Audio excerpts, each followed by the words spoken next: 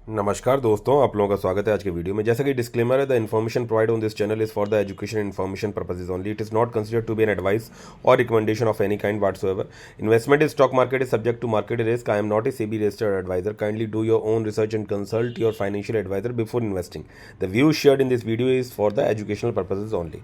ये disclaimer always आप लोगों के समक्ष इसलिए रखा है क्योंकि आपको स्टॉक मार्केट में स्पेशली जो मतलब करना है तो आपको अपनी मेहनत तो करनी ही पड़ेगी।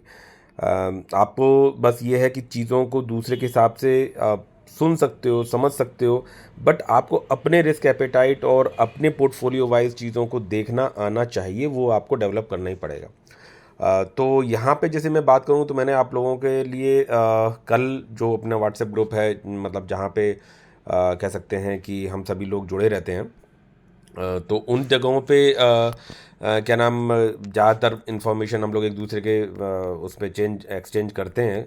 और बड़ा ग्रुप हो गया है तो काफ़ी लोग जो है कि हर तरह के लोग हैं थोड़ा सा, लेकिन कोशिश रखते हैं सभी के सभी। मुझे काफ़ी प्रसन्नता है इस बात की कि ज़्यादातर इतने लोग होने के बावजूद भी चीज़ें कंट्रोल्ड भी हैं और काफ़ी फ्रूटफुल दिखाई पड़ती हैं। और इवन मैं ये रिक्वेस्ट और भी करूँगा कि जो हम लोग डालते हैं वहाँ पे चीज़ें डालते हैं तो डिफरेंट डिफरेंट जो सोर्सेज हैं आपके, उस ग्रुप में लगभग मुझे लगता है कि शायद 470 के आसपास के लोग हैं। लिंक डिस्क्रिप्शन में दे रखा है, वहाँ से आप ज्वाइन कर सकते हो। कहीं कोई चार्जेस नहीं है, कुछ नहीं है। एक कम्युनिटी के लोग वहाँ पे हैं। मेरा पर्पज़ है उसको, अगर किसी को वो फ्रूटफुल नहीं लगता है या कोई लेफ़्ट करता है या चीज़ें उस तरह से, काफ़ी लोगों ने लेफ़्ट भी किया है। हर एक का अपना एक पेशेंस लेवल होता है, चीज़ें होती हैं। मुझे लेकिन ऐसा नहीं लगता कि किसी भी तरह का जो चीज़ें हैं वो ऑटोमेटिकली आपको मिल जाएंगी हर जगह। मतलब अगर कहीं पे किसी की चीज़ की प्रॉज एंड तो उसके कॉन्स भी हैं। तो अगर वो ग्रुप है वहाँ पे नोटिफिकेशन बेल को ऑफ रखो, चीज़ें अलग तरह से देखो, डिस्कस करो। और जब डिफरेंट डिफरेंट सोर्सेज से आप चीज़ों को निकाल के लेके आते हैं और वहाँ डिस्कस करते हैं, तो मुझे ये लगता है कि that is more educative in every aspect. और वही हमारा पर्पज़ है, वही हमारा एम है।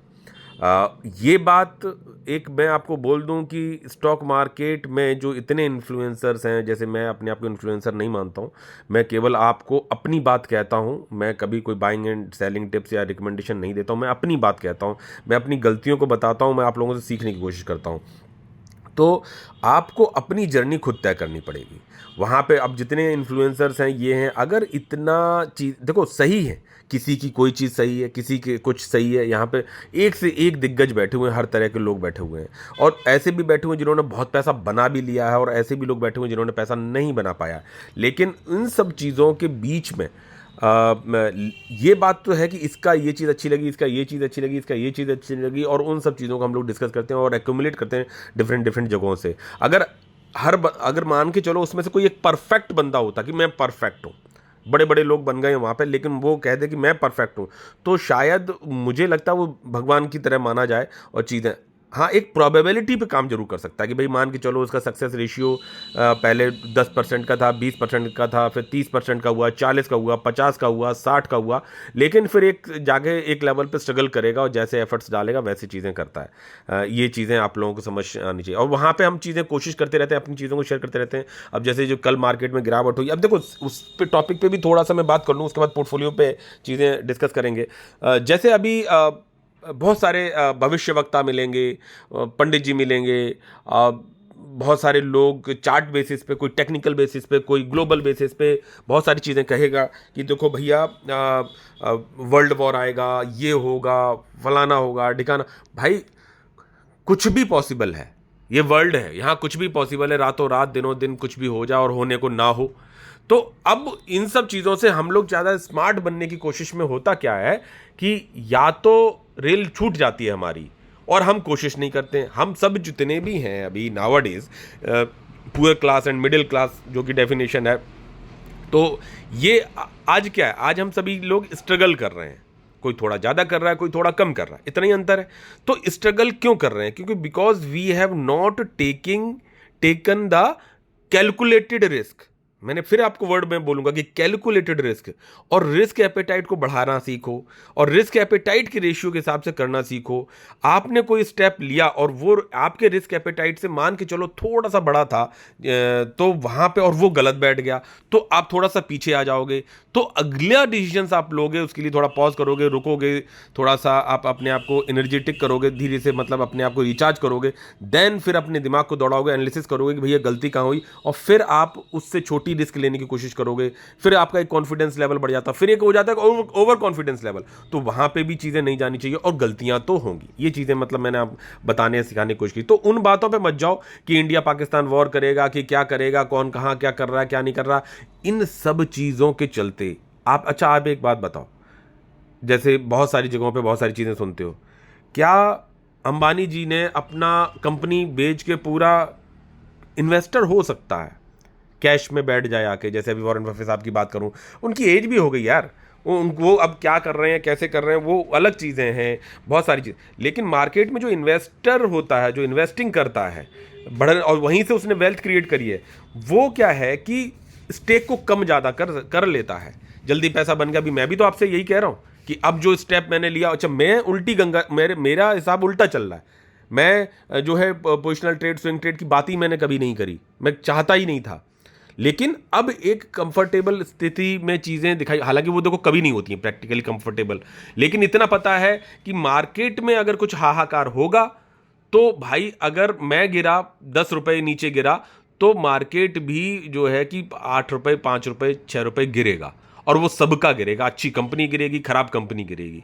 तो मुझे ये पता है। अब जैसे हम लोग होते हैं, हम लोग क्या करते हैं, हम लोग जैसे अभी पड़ोस में है, अगर आपके बगल वाला पड़ोसी एक मर्सिडीज लेके आ जाए, तो आप, ज्यादातर लोग, ह्यूमन ह्यूमन नेचर है, अरे ये इसने पैसा इतना कहाँ से लाया, ये नहीं कि उसका क्या, इतना पैसा कहाँ से लेके आया, कहाँ से क्या किया। अरे मैं आपको अपनी बात बता दूं यार, मैंने अभी जो 2021 में मैंने न्यू कार खरीदी, होंडा WR। अब देखो ये पर्सनल चीज़ हो गई, लेकिन मैं अब आ गई बात तो कहें, वहाँ पे मेरा, जहाँ मैं रिजाइड कर रहा था, वहाँ पे मेरा कुछ भी नहीं था प्रैक्टिकली, मतलब ऐसा कोई। लेकिन भाई एक दिन मेरी गाड़ी पे जो है तोड़ दिया, ग्लास तोड़ दिया, आगे का तोड़ दिया, बिल्कुल नई गाड़ी यार, मैं लेके आया, हार्डली 10 दिन हुए थे, और मैंने कवर चढ़ा के सब कुछ अच्छे से खड़ा किया था। लेकिन किसी को प्रॉब्लम हुई और किसी ने तोड़ा। वो चीज़ें मुझे एक आइडिया लगी, लेकिन एक ह्यूमन नेचर की बात है, उनके पास नहीं थी गाड़ी। तो लेकिन मैंने, ठीक है भाई, मैंने क्या किया भाई, मैं गया शोरूम वापस, और जो इंश्योरेंस क्लेम किया, थोड़ा बहुत पैसा मेरा भी लगा, और चीज़ें फिर ब्रांड न्यू, और आज मैं बढ़िया से गाड़ियाँ चल रहा है। लेकिन मैं बात बता रहा हूँ कि तो हमारा जो नेचर होता है कि बगल में मर्सिडीज़ आ गई, हमें उससे दिक्कत हो गई। अगर वही वो स्प्लेंडर पे चल रहा है और हमारे पास भी एक, मैं भी स्प्लेंडर पे चल रहा हूँ, या मतलब थोड़ा बहुत ऊपर नीचे, तो कोई दिक्कत नहीं है। लेकिन वो मर्सिडीज़ में इतना कैसे जंप करेगा बस, तो हम ये सोचने लगते हैं कि वेयर एज आप अपने पे काम करें। तो अगर मार्केट गिरेगा, नहीं गिरेगा, क्या होगा, क्या नहीं होगा, उन सब चीज़ों मत चलो। तो वो ह्यूमन टेंडेंसी है कि बोला अगर पूरा मार्केट गिरेगा, तो अगर 6 रुपया मार्केट गिरा, तो मेरा पोर्टफोलियो भी 10 रुपया गिरने का मतलब बात रखती है। तो हमें केवल एक काम करना है कि मार्केट में हमें खराब कंपनी से बच के रहना है। उनके कुछ पैरामीटर्स, चीज़ें, फिर भी आप 100% सही नहीं जाओगे, लेकिन एक कैलकुलेटेड लेवल पे आगे बढ़ोगे तो चीज़ें फिर काम करने लगती हैं। तो इस बात का ध्यान रखो। इसीलिए धीरे धीरे धीरे धीरे अप्रोच होनी चाहिए। आपको आगे सामने दलदल है या पक्की ज़मीन है, वो आपको नहीं दिखाई पड़ेगी। वो जब हल्का सा एक लकड़ी से आगे टिप डाउन करोगे तो पता चलेगा हाँ ये कितना अंदर जा रहा है, फिर पैर रखोगे, फिर ये like that you should be very much safe and secure. तो ये कुछ स्क्रीनशॉट से मेरे बाइंग के मार्केट गिरा ड्यू टू पाकिस्तान और इंडिया जो आपस में प्रॉब्लम, क्लैशिंग, या जो भी टेररिस्ट अटैक हुआ, उसको मैं बहुत कंडेम करता हूँ। उन सब चीज़ों पर बात करेंगे, वीडियो लंबा हो जाएगा, तो वो सब छोड़ दो। ये मेरी बाइंग उस समय, ये स्क्रीनशॉट्स मैंने अपने व्हाट्सएप ग्रुप में आप लोगों के समक्ष शेयर किया था, क्या क्या कुछ बाय कर रहे थे। आप जानते हो वर्किंग मार्केट में मैं बिजी रहता हूं, तो नहीं उतने डिसीजंस ले पाया हूं परफेक्टली, लेकिन ठीक है। तो ओवरऑल बाइंग जो देख सकते हो 56,000 के करीब की बाइंग हुई।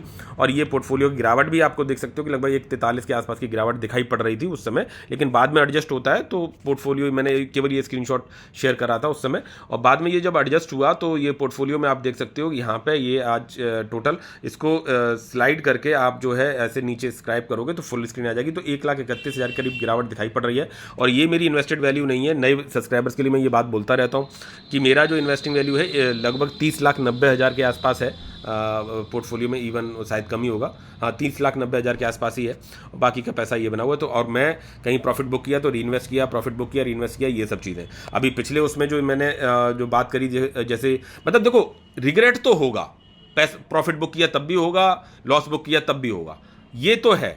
तो अब उन सब चीज़ों से थोड़ा ऊपर उठो, तो ऊपर उठो यानी अच्छी, भाई प्रॉफिट बुक करो, पहली बात तो अच्छी कंपनी माना है, अच्छी कंपनी इन्वेस्टेड है सर, लॉन्ग टर्म, बिल्कुल लॉन्ग टर्म, लेकिन आपको अपने पोर्टफोलियो के हिसाब से चीज़ों को समझना और आगे बढ़ना आना चाहिए।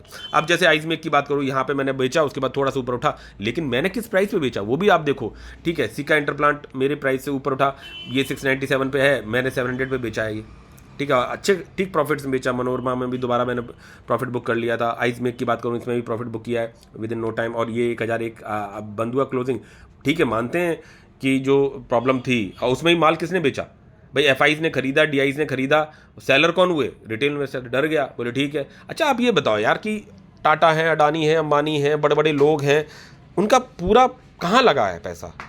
कोई ट्रांसफार्मर बना रहा है, कोई केबल बना रहा है, कोई सॉफ्टवेयर बना रहा है, कोई कुछ कर रहा है, उनके वो करीबन मैं कह सकता हूँ 1 लाख करोड़ के आदमी हो गए, कोई 50,000 करोड़ का आदमी हो गया, कोई 10,000 करोड़ का मार्केट कैप, 5,000 करोड़, 6,000 करोड़, 7,000 करोड़, ऊपर नीचे होता रहता है। मानते हैं थोड़ा नीचे से चालू किया होगा, तो उन्होंने मेहनत भी करी है कंपनी को वहाँ तक पहुँचाने के लिए। अब अगर ये सोचा जाए, हमें सबसे बड़ी चिंता हो जाती है, हम किस तरह के रील्स को देखते हैं, हम ये कहते हैं वो फलाने पंडित ने बोला कि भाई मार्केट में ये होगा। अरे भैया वर्ल्ड वॉर आए और चले गए, शेयर मार्केट की सबसे बड़ी चीज, अगर देखो जब तक इंसान जिंदा है तब तक शेयर मार्केट जिंदा है, तब तक व्यापार होगा, व्यापार में लिस्टेड कंपनियां हैं तो काम बात बनेगी, ठीक है। तो अब आप ये सोचिए कि वर्ल्ड वॉर तो बात की बात है, कोई बंदा केवल जेंसॉल में इन्वेस्टेड होगा फुल ऑन फुल, वो तो बर्बाद हो चुका होगा बिना मार्केट के गिरे। आप ये देखो ना, तो आपको अपने कैलकुलेशन पोर्टफोलियो पे आपको काम करना है, ठीक है। अंबानी जी बर्बाद नहीं होंगे, डीमार्ट के मालिक बर्बाद नहीं होंगे, उनका मार्केट अगर वॉर होता है या कुछ होता है तो पहली बात तो देखो मैं आपको बता दूं, फैक्ट कुछ नहीं होने वाला। आज की तारीख में इकोनॉमिक वॉर होता है, ठीक है, टोटल सामने इन फ्रंट की लड़ाई नहीं चलती है, ठीक है, वो स्ट्रेटेजिकली वॉर क्रिएट किया जाता है। और मोदी जी का तो स्पेशली है कि भाई जो है कि जो योगी जी का है सिंपल तरीका, या मतलब जो भी नेशंस हैं आज, अमेरिका क्या कर रहा है चाइना के साथ में, इकोनॉमिक वॉर कर रहा है कि नहीं कर रहा है? उसे क्या चिढ़ है चाइना से, उसी का माल खरीदा भैया, फैक्ट्रियां लगाई, सब कुछ है। आज वहाँ से एप्पल की एक इंडस्ट्री अपने पास है और दूसरी फैक्ट्री अपने यहाँ खुलने वाली है, बल्कि 2029 तक सब एप्पल यहीं बनेंगे, और भी मैन्युफैक्चरिंग फैसिलिटीज़ यहाँ पे हो रही है। तो आप इन चीज़ों को समझो कि सबको ये सब चीज़ें जो नहीं तो इन फ्रंट लड़ाई कर ले तो उससे क्या फ़ायदा, कोई हासिल नहीं। तो इकोनॉमिकली तोड़ा जाता है, तो अब जो स्ट्रेटेजिकली तोड़ा जाता है, तो अगर कोई कृत्य मान के चलो नेबरिंग कंट्री के हैं इस तरह के, तो वो डील करने के लिए बड़े बड़े लोग बैठे हुए हैं यार। वर्ल्ड वॉर की सिचुएशन आएगी तो बड़े बड़े लोग हमसे बेहतर डिसीजन लेने वाले बैठे हैं, उन्हें पता है अंबानी खत्म हो जाएगा, अडानी खत्म हो जाएगा, एलन मस्क खत्म हो जाएगा, और ये जो क्या नाम कह सकते हैं यूएसए का जो प्रेसिडेंट है वो भी अपने आप में व्यापारी है, वो भी खत्म हो जाएगा, ठीक है। और जब वो सब खत्म होगा तो इनको फंडिंग करने वाला पॉलिटिकल पार्टीज को कौन करने वाला बैठा है? तो आप इन चीज़ों पे ज़्यादा डीपली मत सोचें। और अगर होता है, वो भी मैंने आपको दिखाया था पुराने वीडियोस में कि अगर किसी वर्ल्ड वॉर में सिचुएशन हुई, कोई विनर होगा, कोई लूजर होगा, कोई कहीं एटम बॉम्ब भी चले हैं, वो भी उसको भी मार्केट ने डाइल्यूट कर लिया, डाइजेस्ट कर लिया। आपका काम है आपको अपना काम करते रहना। हमें बड़ी चिंता हो जाती है, बोले ठीक है, हाँ चिंता हुई तो मैंने उस मार्केट में देख सकते हो कि मैंने कुछ प्रॉफिट बुक कर लिया था, तो मेरे पास फंड्स थे, तो मैंने वो 56,000 रुपये की बाइंग कर ली, वो मैंने आप लोगों के साथ में शेयर करी। हाँ हो सकता है उनमें कुछ कंपनीज की बाइंग सही हो, कुछ कंपनीज में गलत हो, कुछ हो। अब थोड़ा बहुत पोजिशनल ट्रेड के पॉइंट ऑफ व्यू से भी चीज़ों को करने लगा हूँ। तो ये चीज़ें, अब ये जो मैंने आइसमेक की बात करी है, ये तो ये कब ऊपर जाएगा कब नहीं, अच्छी कंपनी है, सही वैल्यूएशन पे मिल रही है, जो कि आप एग्जैक्टली पकड़ नहीं पाते हैं, लेकिन करना आपको उसी में आगे चीज़ें हैं, ठीक है। ये चीज़ें आपको समझनी चाहिए। अब मैंने जैसे किस लेवल पे सेल किया था, अगर मैं वो चीज़ें दिखाऊं तो दिखा दूंगा, चलो अभी ठीक है। शायद यहाँ पे अगर ओपन रह गई हूँ तो P&L में यहाँ पे यस खुल जा, हाँ यस, ये देख सकते हो कि ये ट्रेड बुक मैंने खोली थी, तो ये देखो आइसमेक को मैंने सेल आउट की, सेकंड टाइम प्रॉफिट बुक किया था, 1035 पे सेल किया है, क्वांटिटी जो भी थी आइसमेक, ये 30 क्वांटिटी 2 बार में सेल हुई, मतलब लॉट उसमें बुक सेल होती है ना, फिर 2 क्वांटिटी सेल हो गई होगी जैसे जैसे ऑर्डर्स रहे होंगे, तो ये क्वांटिटी मेरी सेल हुई सब 1035 रुपये 65 पैसे, 1035 रुपये 65 पैसे पे सेल हुई, जो कि कम टाइम में ही बना था। ये देख सकते हो मनोरमा का प्राइस रहा, देन ये तो ये सब चीज़ें आपने मतलब देख लो। सिका इंटरप्लांट देखो 700 के प्राइस पे सेल हुआ, रॉकेट बना, मैं 700 पे सेल किया, अभी कितने पे 695 697। तो एग्जैक्ट हो सकता है देखो अपोजिट भी चल जाए कि हम बेचें उससे ऊपर उठ जाए फिर उससे नीचे, ठीक है, तो ये सब चलता रहेगा, अच्छी कंपनी को पकड़ना आना चाहिए। दूसरी चीज़, प्रॉफिट एंड लॉस की मैं बात कर रहा था, तो यहाँ पे आप देख सकते हो कि भाई 1,31,000 गिरा कल पोर्टफोलियो, ठीक है, हाँ सर, मैंने 56,000 की बाइंग करी, जो कि पैसा यहीं से था, यहीं से प्रॉफिट बुक किया, सर्कुलेट कर दिया, वहीं लगा दिया। अब हो सकता है जो मैंने बाय किया वो कंपनी की वैल्यूएशन वाइज मैंने सही से बाय नहीं कर पाया हो, जैसे डायनेमिक केबल्स को सही वैल्यू पे नहीं बाय कर पाया, तो फिर उसमें एवरेजिंग की स्ट्रेटेजी भी मैंने आप लोगों के समक्ष रखी है। और ऐसा भी नहीं है कि वही कंपनी आप जाके बाय करो, मेरी डिपेंडेंसी टारेल पे नहीं है, ठीक है, मेरी डिपेंडेंसी डायनेमिक केबल्स पे नहीं है, मेरी डिपेंडेंसी केवल वीबीएल पे नहीं है, मेरी डिपेंडेंसी केवल स्काई गोल्ड पे नहीं है, मेरी डिपेंडेंसी केवल एस्कोनेट पे नहीं है, लेकिन ऑल इन ऑल मेरी डिपेंडेंसी इन सब कंपनीज में डाइवर्सिफाई हो रखी है। और ऐसे बहुत सारे शेयर्स होंगे जो कि मतलब जहां पे आपको ये उस समय सपोर्ट कर रहा, हाँ बस नज़र इस बात की रहनी चाहिए क्या मेरे पोर्टफोलियो में कोई कंपनी ऐसी दिखाई पड़ रही है जहां क्वेश्चन मार्क निकल के आ रहा है। और क्वेश्चन मार्क का भी लेवल होता है, स्टेज 1 2 3 4, जैसे कैंसर का स्टेज होता है ना, जैसे जेंसॉल में वो चीज़ पकड़नी आनी चाहिए, वो एक्सपीरियंस आना चाहिए। भले ही आप उसमें लॉसेज में हो तो बोला क्या जाता है भाई, क्या किया जाता है जब कैंसर होता है, वो उस हिस्से को काट के निकाल दिया जाता है, वरना वो आगे बढ़ता चला जाएगा। तो वो आपको डिटेक्ट करना है कि वो पेन होना कब चालू हुआ, और तो वो पेन हुआ तो रीज़न फाइंड आउट करने के, तो उसमें टेस्टिंग होती है भाई, डॉक्टर के पास आप जाते हो तो वो वहाँ पे आपके टेस्ट करवाता है, फिर आपको रीज़न वाले ये पैरामीटर गड़बड़ हुआ, ये हुआ, फिर उसके पीछे रीज़न कि भैया आपने ये अपनी लाइफ स्टाइल रखी, या खाना रखा, या इस तरह का, या कुछ है, या नेचुरली कुछ चीज़ें ऐसी होती जो नहीं भी पकड़ में आती हैं, तो आपको फिर अकॉर्डिंगली डिसीजन लेना पड़ता है क्योर करने के लिए। तो सेम पोर्टफोलियो का हाल होता है। तो यहाँ देख सकते हो कि अभी जैसे गिरावट के बाद एडजस्ट हुआ तो 4 लाख ये, 6,67,000 ये, तो 6,4,10,10 और ये 35,000 रुपीज़ मेरे जो डिविडेंड, तो मैं कहूँगा 10 और ये 6,7,11, लगभग 11 लाख प्लस 11 लाख का हो गया। अभी 13 लाख के आसपास पहुंच रहा था, तो 11 लाख प्लस पहुंच गया कहीं। तो ये सब चलता रहेगा, ठीक है, मार्केट भी उतनी करेक्ट होता है। तो आपको उस चीज़ों को सोच के चलना है कि भैया कि किस तरह से चीज़ें रन आउट कर रही हैं, ठीक है। अब जैसे मैं बात कर रहा था अब कि मार्केट में क्या रहा, तो मार्केट में तो जैसा आपको पता है कि सिचुएशन किस तरह की थी, देख सकते हो कि अब गिरावट हुई तो 0.86% गिरावट, ये गिरावट है। वहीं पे आप देखोगे कि एफआईज और डीआईजी ने तो माल लगाया भाई, अगर वर्ल्ड वॉर होना या कुछ ना, इन्हें पता है वो अपना काम कर रहे हैं, उन्होंने तो बाइंग है टोटल में, डीआईजी की बाइंग है, रिटेलर्स ने सेल आउट किया ज़्यादा, इनने भी किया होगा, बाय किया होगा, सेल किया होगा, लेकिन सेल किया होगा, प्रॉफिट बुक किए होंगे, बाय किया होगा, कहीं पे पोजीशन दिखाई होगी, बनी होगी, ऑल इन ऑल पैसा इंडक्ट किया, इन्होंने भी इंडक्ट किया, ठीक है। तो हमने सेल किया, कभी हम लोग उल्टे, तो चलता रहता भाई। लेकिन हमें आपको अपने को जो चीज़ें मैंने बोला ना, अब देख सकते हो 341 शेयर्स जो है केवल ग्रीन और बाकी सब सेलर्स हैं। अब यहाँ पे बात कर, अब ये क्या रिलायंस नहीं गिरा, रिलायंस गिरा, इनको भी घाटा हो गया इतने % वो मतलब, ठीक है, इनको भी एक्सिस बैंक हो, वॉर एनर्जी हो, तो ये सब चीज़ें हैं। हमें अच्छी कंपनी पर फोकस करना चाहिए। वहीं देख सकते हैं स्मॉल कैप में गिरावट है, तो लगभग 3.5% प्लस की गिरावट है।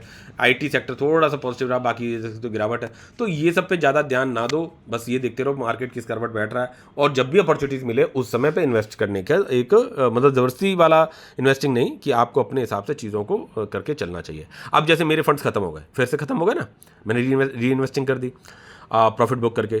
तो पोर्टफोलियो में डाइवर्सिफिकेशन इस तरह से है कि अगर मौका मिलता है, पहले जैसे अगर मैं यहाँ पे पोर्टफोलियो पे आपको बताऊं कि किस तरह से अब ये स्टेजेस में लेके आ रहा हूँ 4.5 साल के बाद, कि भाई मेरे पास वीबीएल है, क्या ये ऑल टाइम हाई पे चल रहा है? नहीं, ठीक है। स्काई गोल्ड है, क्या ये ऑल टाइम हाई पे चल रहा है? नहीं।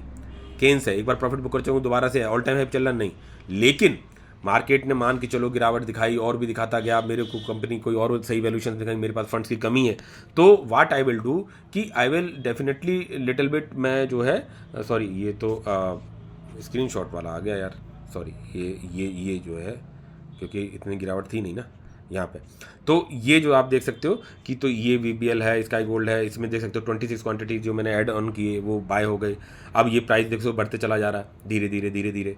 मेरा 47,000 रुपीज़ लग गया कंपनी। मैं इस पर काम करता हूँ कि कंपनी बिलीव सिस्टम बढ़ता है, तो उसी हिसाब से मेरा अपने रेशियो के हिसाब से उस पर पैसा लगाने की उम्मीद रखता हूँ। अब वो मैं तो चाहता हूँ कम से कम नीचे से नीचे मिल जाए कंपनी, तो वहाँ पे कितना गिरा, क्यों गिरा, कोई इंटरनल प्रॉब्लम तो नहीं हो, वो सब चीज़ों को काम करते रहो। आप देख सकते हो कि ये 930 शेयर्स हो गए, अभी 1000 शेयर्स हो जाएंगे जब भी है, और चीज़ें मिलने लगती हैं। केन्स की बात करूँ तो अगर मुझे मान के चलो कोई अपॉर्चुनिटी मिली और मेरे पास फंड्स नहीं है, तो ज़बरदस्ती तो नहीं करता, लेकिन कहीं शॉर्ट टर्म में पैसा बना है तो वहाँ पे मैं प्रॉफिट बुक करके चीज़ों को री इन्वेस्ट करने में अभी नाउअडेज मैं चीज़ें करने लगा हूँ।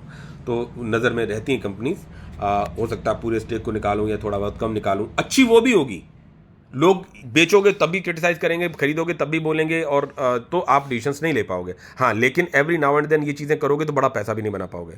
तो लंबे समय के लिए भी चलो, सही वैल्यूएशन पे खरीदने के लिए भी सोचो, और एक कैलकुलेट लेवल पे भी चीज़ें करने की सोचो। अब उस दिन मैंने प्रॉफिट्स बुक कर दिए थे तो वो पैसा तो आ गया ना मेरे पास है। अब वहाँ से मैंने पैसा री इन्वेस्ट किया। री इन्वेस्टिंग में देख सकते हो कि स्काई गोल्ड के 26 शेयर्स बढ़े, और क्या बढ़ा, तो आगे बढ़ते हैं तो यहाँ देख सकते हो कि ये एनडीआर ऑटो का 1 शेयर मेरा बाय हुआ, ठीक है, 28,000 की इन्वेस्टिंग है, जस्ट बहुत छोटी। तो नज़र कंपनी बार बार धीरे धीरे चीज़ें अलग अलग जाती हैं, पोर्टफोलियो में डाइवर्सिफिकेशन प्रॉपर है। और यहाँ देख सकते हो मैंने ये 32 क्वांटिटी ये अभी अभी बाय किया है, मतलब उस दिन 32 का मुझे नहीं पता था ना, उसके अगले दिन अगर गिरेगा तो मैं 32 बाय क्यों करता। ठीक है, मैंने बाय किया, वो प्राइस एक अलग रहा होगा, फिर 83 शेयर्स बाय हुए, क्या पता इससे भी और नीचे जाए। ठीक है, तो कंपनी पे बात करेंगे, वो बाद में बात करेंगे, लेकिन ये बात बता रहा हूँ। तो ठीक है, अब मेरे पास 60,000 का इन्वेस्टमेंट हो गया, 15,000 करोड़ की करीब की कंपनी है। पॉजिटिव सिनेरियो दिख रहा है, चीज़ें फ्रूटफुल दिखाई पड़ती हैं।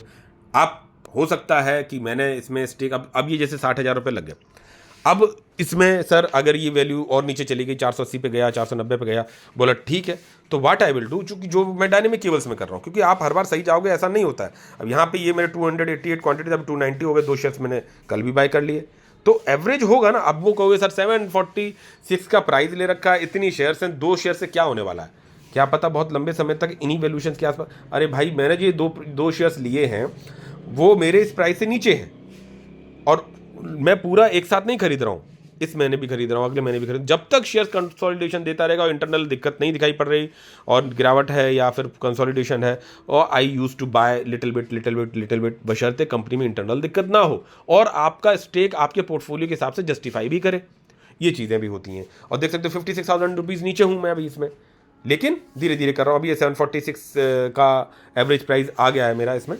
ठीक है, अभी तो कहोगे सर अरे भाई मैं अभी 500 का टारगेट ले रहा हूँ, 500 टारगेट है कि शेयर्स में इसको मतलब रख सकता हूँ मैं। तो अभी 290 हो गए, ठीक है, तो अभी काफ़ी शेयर्स है। अब ये दो करके लोगे तो महीनों लग जाएंगे भाई, और महीने लग जाएंगे और एवरेज होता रहेगा। और अगर शेयर बाउंस बैक कर गया तो ठीक है, रिटर्न बना के देगा, चीज़ें करेगा, और अगर गिरावट रहता, कंसल्टेशन रहता तो एवरेज होगा। तो ये सब चीज़ें मतलब रहती हैं। वीनस पाइप में देख सकते हो 2.5 लाख रुपए के करीब पहुंचा है, ये 185 शेयर्स हो गए, बाय कर लिए मैंने, 2 शेयर्स और एड ऑन कर लिए। अब तो इस तरह से आरबीएनएल में भी नज़र बनी रहती है, जब भी कभी गिरावट होती तो मैं आई यूज टू बाय। जोडिएक में जरूर मैंने 2 लिए, लेकिन अभी इस पर कन्विक्शन थोड़ा सा उतना नहीं है मेरा, क्योंकि चीज़ें थोड़ी सी मुझे इसमें एक क्वेश्चन थोड़ा मतलब हल्का सा दिखाई पड़ा, तो उस हिसाब से फिर हमें पॉज भी करना पड़ता है कि ऐसा नहीं कि उस कंपनी में डालते गए और हमें दिखाई कुछ नहीं पड़ रहा है। तो वो चीज़ें भी थोड़ा ध्यान देने के बाद, अब जैसे टारिल में इतना पड़ गया तो अब टारिल पे अगला इन्वेस्टमेंट अब that can go like that कि भाई ठीक है, जैसे डायनेमिक केबल्स का भी शेयर जो था 1000 टच किया था, देन वहाँ पे आके अभी आधे पे ट्रेड कर रहा है, वो भागा भी वैसे था, गिरा भी वैसे था। ये शेयर भी अभी इन्होंने बोनस दिया था, ड्यू टू दैट इसमें पंप आया और उन्होंने अपना प्रॉफिट बुक किया और डंप कर दिया, वो बड़े प्लेयर्स होते हैं। ठीक है, अब ये नीचे आया तो अभी अपने लेवल्स के आसपास है भाई, 480 से लेके 500, मेरा 500 के आसपास प्राइस है। हो सकता है मैं उस तरह से ट्रैप्ड हूँ कि जैसा मैं डायनेमिक केबल्स में मेरा 700 750 का प्राइस लग गया अब ये, तो वो डिपेंड भी करेगा आपको अपने हिसाब से स्टडी करने के लिए। ठीक है, दूसरी बात करूँगा यहाँ मार्केट वाइज थोड़ा सा, क्योंकि चीज़ें बहुत सारी हैं, एक वीडियो में कहाँ से पूरी कवर कर दूँ, तो उसके लिए जो है थोड़ा सा, ये ग्लोबल इंडिसेस हैं। अब देख सकते हो निफ्टी, सेंसेक्स, बैंक वगैरह मतलब इंडियन मार्केट में गिरावट थी। विक्स में जो देख सकते हो कि यहाँ पे ये पॉजिटिविटी अच्छी नहीं होती है। विक्स में जो वॉलेटिलिटी इंडेक्स है विक्स जिसको बोलते हैं, ये इसमें पॉजिटिविटी अच्छी बात नहीं होती है, तो यहाँ पे है तो इसको मार्केट में रहा। अब ये देखो डाउ जोन्स तो दिक्कत नहीं हुई, ये नास्डैक ये सब सही चल रहे हैं, तो हमें इन सब चीज़ों पे भी देख के समझ के आगे बढ़ना चाहिए, ग्लोबली क्या चीज़ें चल रही हैं। ठीक है, तो ऐसा नहीं है कि इंडिया जाके वहाँ पे सीधा अटैक कर दे रहा है, चीज़ें कर दे रहा है, वो सब क्लैशेस आज के नहीं हैं, आगे भी हैं, आगे भी रहेंगे। तो बट मार्केट ना ख़त्म हो जाता, चीज़ें नहीं, बस शर्ते आपने अगर इन सब चीज़ों का इंतजार किया तो इन्वेस्टिंग का कोई परफेक्ट टाइम नहीं आता है।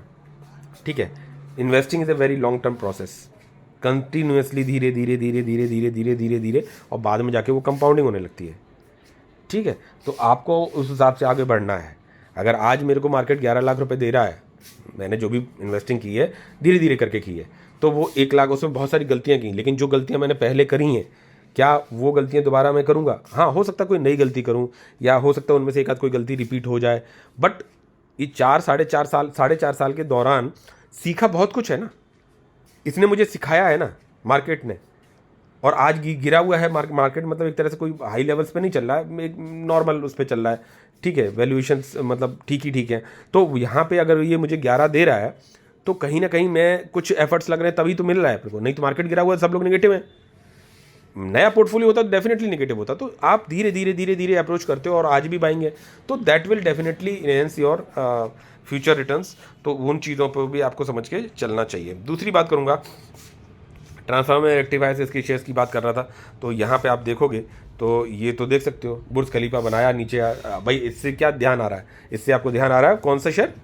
वरी वाला, वरी रिन्यूएबल्स, ठीक है। तो आप किस वैल्यूएशंस पे खरीदो? कंपनी देखो ठीक है, वो दिखाई पड़ती है मेरे को तो, लेकिन एक कंपनी को बिलीफ सिस्टम भी बना के नहीं रख सकते हैं, हमें वो भी देखना पड़ता है भाई दूसरी कंपनी का फेस क्या है, किस तरह की सिचुएशन है। तो ये चीज़ है। अब मैंने अपना स्टेक बढ़ा लिया, इसमें 60,000 की करीब इन्वेस्टिंग है, और देख सकते हो 7-7.5 करोड़ का मार्केट कैप है, ठीक है। और तो अब वैल्यूएशन वाइज मैं बाय कर रहा हूँ, बाय किया है। अब एक स्टेक, पहला लेवल ऑफ इन्वेस्टिंग हो गई, अब ब्रेक लग गया, तब तक कोई दूसरी कंपनी इन्वेस्टिंग का मौका देगी, और री इन्वेस्टिंग भी मेरी अब कंटिन्यू होगी। तो अब मैं अपने जो बेसिक फंड्स हैं, जो सेविंग वाले फंड्स हैं भाई, उनको बहुत ज़रूरी नहीं है कि मैं अब वहाँ से हर मंथ में डालना की कोशिश करता रहूँ भाई, ठीक है। री इन्वेस्टिंग भाई, प्रॉफिट बुक करके री इन्वेस्टिंग भी करना चालू कर दिया, तो उससे मुझे काफ़ी बैकअप मिल जा रहा है कि मुझे मौका मिलता है तो मैं बाय कर लेता हूँ, बाय करने की मेरी जगह मिल पाती है। अगर मैंने जो है कि आइसमेक में प्रॉफिट बुक नहीं किया होता, या मैंने जो कह सकते हैं, ये कौन सी थी आपकी, बहुत सारी कंपनी लॉन्ग टर्म के लिए ही लेते हैं, लेकिन वो डिपेंड करता है, वो आप डिसाइड नहीं कर पाते हो कि भाई आपको मार्केट किस तरह का रंग दिखाएगा, तो आप किस तरह की चीज़ें को करेंगे। ये बात की बातें हैं, जब आप एक लेवल पे पहुंच जाएं तब जाके चीज़ें होती हैं।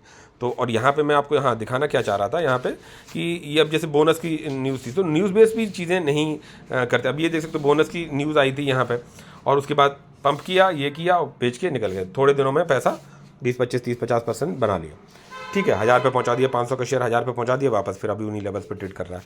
अब आप ये देखो ना कि अगर मैं इसको 1 ईयर के सेगमेंट में लगा दूँ, तो क्या दिख रहा है कि ये लेवल से कंपनी के रिजल्ट सही है, कंपनी के फ्यूचर प्लान सही है, कंपनी का कॉन कॉल सही है, कंपनी की सब कुछ सही है। तो भाई यानी कंपनी ये डिजर्व कर रही थी, और आपको यहाँ से पंप किया, डंप कर दिया। अब जब एकदम से गिरावट आती है, मार्केट तो निगेटिव सेंटीमेंट में ही चल रहा है ना, तो वहाँ पे गिरावट आती है तो पैनिक क्रिएट होता है, तो रिटेल इन्वेस्टर निकलते हैं, तो वो डेंट थोड़ा बड़ा लगता है। बोला ठीक, बेच दिया, बोला अब शेयर यहाँ से देख सकते हो, फिर धीरे धीरे अपनी वैल्यूएशन पे आने लगा, बशर्ते मार्केट में कोई ज़्यादा बड़ी प्रॉब्लम ना आए। तो अपन ने पोजीशन बना ली। अब अगर मैंने यहाँ पोजीशन बनाई, किसी बंदे ने, जैसे मान के चलो मेरा प्राइस ये अगर देखा जाए तो 500 कितना है, तो ये देखा जाए तो ये, अरे यार चला गया, सॉरी, ये ओपन हो जाए, सॉरी। अगर मैं इसकी बात करूं, यहाँ पे कहाँ गया वो, ये देख सकते हो कि लगभग कितने शेयर्स हो गए मेरे पास, 85 और 85 नहीं 80 90 100 100 112 13 14 15 115 करीब शेयर्स हो गए। 60,000 की इन्वेस्टिंग हो गई, और मेरा प्राइस 525 का बैठा, ठीक है, दोनों दिन का मिला के।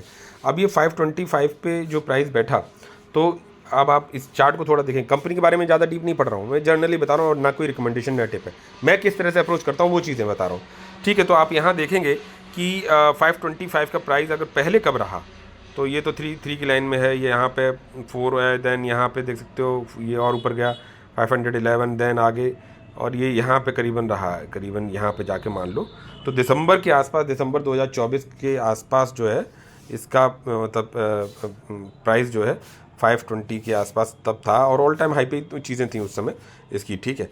तो दिसंबर में ख़रीदा हुआ बंदा भी आज वहाँ पे बैठा है, टारेल अगर लॉन्ग टर्म के पर्सपेक्ट से लिया होगा, रिजल्ट आया, अच्छा आया, हाँ भाई कन्विंस कर दिया, लेकिन प्रॉफिट उसके बने और ख़त्म भी हो गए।